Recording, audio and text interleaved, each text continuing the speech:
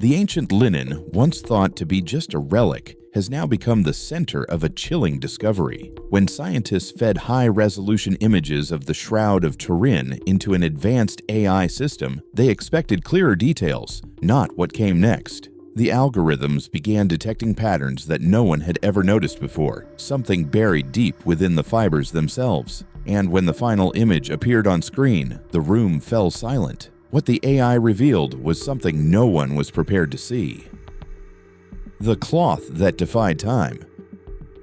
For centuries, one mysterious piece of fabric has fascinated believers, skeptics, and scientists alike. The Shroud of Turin is a 14-foot linen cloth that bears the faint front and back image of a man who appears to have been crucified. The markings are subtle, but the details, such as the wounds, the face, and the outline of a body, have led many to believe it could be the burial cloth of Jesus Christ. Yet the more it is studied, the deeper the mystery becomes. The story of the shroud's fame began in 1898 when an Italian photographer named Secondo Pia took the first official photographs of it. What he saw in the negative shocked the world. The faint image on the cloth suddenly appeared in clear detail on his photographic plate, as if the negative revealed a hidden portrait. It was one of the earliest moments when science and faith collided in a truly dramatic way. From that day, the shroud was no longer just a religious relic. It became one of the greatest enigmas in history. Many years later, scientists wanted to find out if the image was the work of an artist or something else entirely. In 1978, a group of American researchers called the Shroud of Turin Research Project carried out a detailed study. They examined every part of the fabric using modern instruments. What they found was astonishing. There were no pigments, no dyes, and no signs of brushstrokes. The image was not painted or printed or burned into the cloth. It was simply there, as if imprinted by light itself. Even more surprising, the image existed only on the very surface of the linen fibers. The discoloration touched just the outermost layer of the threads, which are thinner than a human hair, while the inner fibers remained completely untouched. This level of precision was beyond any known artistic method, especially from the medieval period. The image also contained three-dimensional data. When scientists analyzed it with modern technology, they discovered that the light and dark shades on the cloth matched the distances of the body from the fabric. No known artwork behaves in this way. Tracing its history makes the mystery even more fascinating. The earliest confirmed record of the shroud appears around the year 1350 in Lille, France. However, some researchers believe its journey began much earlier, starting in Jerusalem, moving through Edessa and Constantinople, and eventually reaching France. Supporting this idea, scientists such as Max Frey identified pollen grains and plant traces on the cloth that match species native to the Middle East and Anatolia, far from Europe. Other investigators have claimed that faint shapes resembling Roman coins minted under Pontius Pilate can be seen over the eyes of the image. Although this claim remains disputed, it adds yet another layer of curiosity to the story. After centuries of study, the shroud still keeps its secrets. It refuses to fit into any single explanation. No artist's hand, no natural process, and no scientific method can fully explain how the image was formed. In 1988, many thought the debate was finally over when a carbon dating test was performed. But what followed would only reopen the discussion and make the mystery of the shroud even deeper. The Great Carbon Dating Controversy. After years of debate, experts decided that the best way to uncover the truth was through radiocarbon dating, a method that measures how much carbon remains in organic material to estimate its age. It was 1988, and the world waited eagerly for answers that many believed would finally solve one of history's greatest religious puzzles. In April of that year, a small piece of the shroud was carefully cut from its lower left corner. The sample was then divided into 3 parts and sent to 3 of the world's most respected laboratories. These were located in Oxford, Zurich, and Arizona. Each team worked independently, following strict procedures to ensure accuracy. Months later, the results were revealed, and they sent shockwaves through both the scientific and religious communities. All 3 laboratories concluded that the shroud dated to a period between the years 1260 and 1390. According to these findings, the cloth could not possibly be from the time of Jesus. Instead, it appeared to be a medieval creation. In 1989, the results were published in the famous journal Nature, where they were described as conclusive evidence that the shroud was not ancient. For many people, this seemed to end the debate. The relic that millions had believed sacred was now labeled a product of the Middle Ages. However, not everyone accepted the verdict so easily. Within a few years, several researchers began to question the reliability of the 1988 test. They noticed that the data from the 3 laboratories were not entirely consistent. Some readings were older and others younger, suggesting that the sample itself might not have been uniform. Later statistical reviews confirmed that the data showed clear variations depending on where each piece of the cloth came from.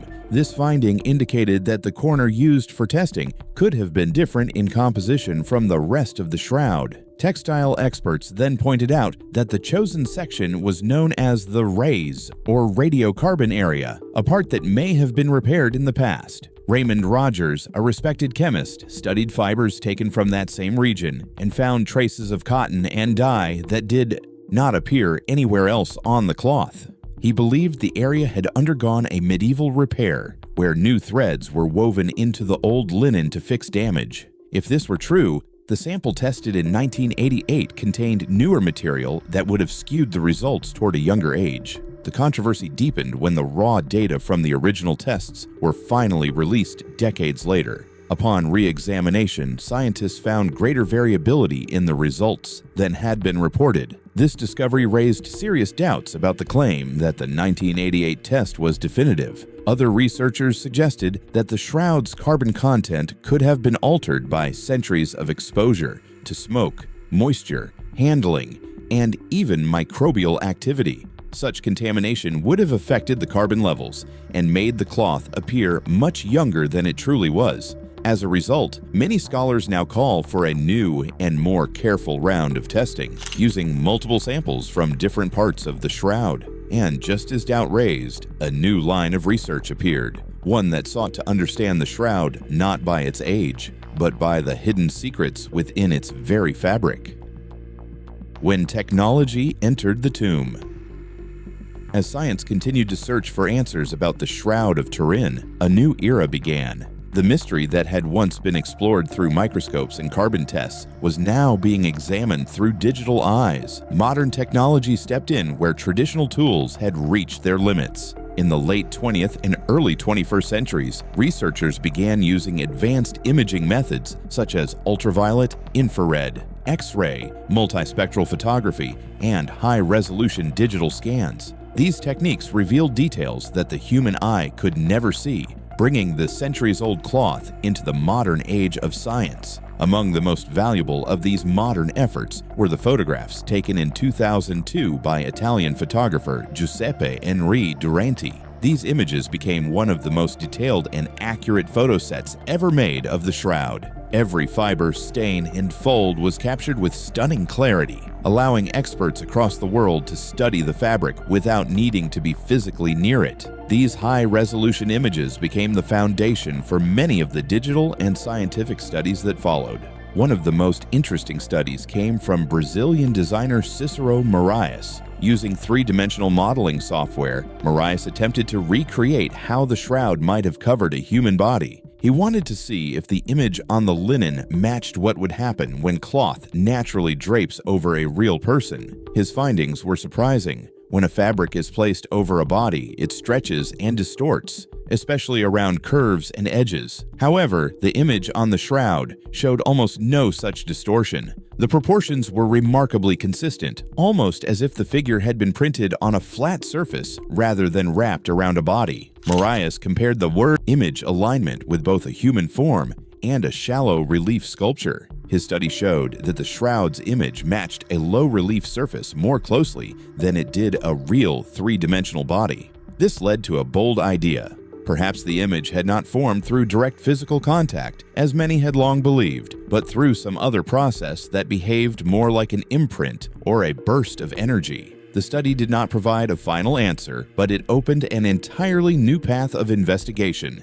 As the digital age advanced further, artificial intelligence entered the search. Researchers began feeding high-resolution images of the shroud into AI programs capable of analyzing millions of tiny pixels at once. These systems could detect minute patterns, textures, and shades that even expert eyes might miss. A recent AI study used advanced pattern recognition and image segmentation techniques to reveal previously unseen details. The algorithms identified subtle variations in light intensity that formed intricate, repeating structures across the surface of the cloth. Even more intriguing, one analysis reported a radiation-like signal, a consistent pattern suggesting that the image might have been created by a sudden burst of energy rather than by touch or paint. Some experts proposed that the shroud's faint image encoded three-dimensional information, as if light had somehow carried depth into the fibers. Although this idea remains controversial, it continues to inspire debate and new research. Of course, not everyone agrees with these findings. Scientists caution that AI is only as reliable as the data it receives. Any noise, scanning errors, or digital distortions could produce misleading results. While the algorithms can reveal patterns, they cannot explain how or why those patterns formed. Yet even with these limitations, technology continues to peel back new layers of the mystery. As AI delved deeper, it uncovered not just random spots or marks, but organized patterns that appeared too deliberate to be coincidence. Patterns that hint at something far greater than a mere relic of cloth. The pattern that shouldn't exist. Just when scientists thought they had reached the limits of what technology could reveal about the Shroud of Turin, a new discovery emerged that challenged everything once again. As artificial intelligence continued to analyze the shroud's high-resolution images, researchers began noticing something no one had seen before. Hidden within the faint lines and shadows of the image were repeating geometric patterns that did not seem to belong there. These patterns appeared in the regions around the face, chest, and shoulders, quietly embedded within the pixel structure itself.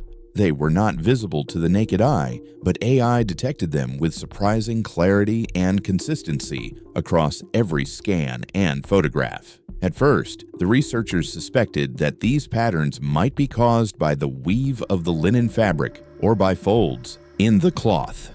However, further analysis proved that they were not related to either. The shroud's weave is irregular and organic, yet the discovered structures were precise, evenly spaced, and mathematically consistent. They were not the product of chance, fabric texture, or lighting effects. Instead, they appeared to follow an underlying order, as though the image had been formed according to a hidden design. Some scientists began to wonder if the shroud contained more information than anyone had imagined. A few suggested that the repeating shapes might represent an invisible matrix or a kind of blueprint embedded in the image itself. It was as if the cloth had somehow recorded not only a human form, but also a structured code underlying it. Others proposed a more dramatic idea, that the shroud's image could be the result of a burst of energy, perhaps a brief pulse of light or radiation, that imprinted the figure in a way no known process could explain. An article published by the Jerusalem Post highlighted one such study, which argued that the pixel intensity on the shroud was not random.